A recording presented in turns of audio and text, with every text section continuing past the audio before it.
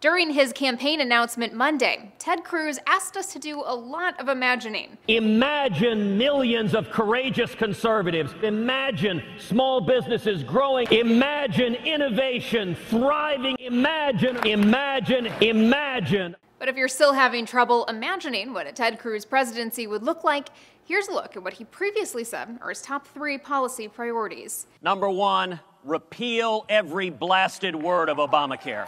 It was no coincidence Cruz launched his campaign on the healthcare law's 5th anniversary at, of all places, a school that once filed suit against the law. This is, after all, the same man who delivered a 21-hour anti-Obamacare talkathon on the Senate floor. Do you like green eggs and ham? Cruz, like his other potential GOP rivals, wants to scrap the law, something congressional Republicans have tried doing repeatedly over the past 4 years. In its place, Cruz supports expanding health savings accounts and letting people purchase insurance across state lines.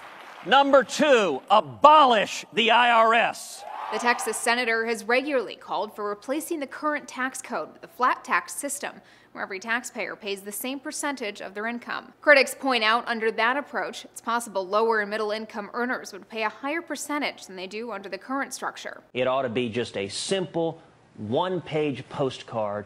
His argument is, under a simplified tax code, the IRS wouldn't be needed. Cruz hasn't elaborated on who, if not the IRS, would collect taxes. Short of his rep telling the Dallas Morning News, Cruz envisions a small department that would enforce the tax code. Number 3, stop the out-of-control regulators at the EPA and the alphabet soup of Washington. The Texas lawmaker wants to stop the Environmental Protection Agency from regulating greenhouse gases.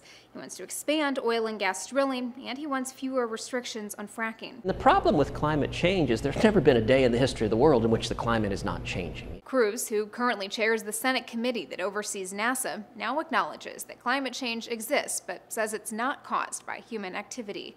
For Newsy, I'm Elizabeth Hagedorn, multiple sources, a broader view.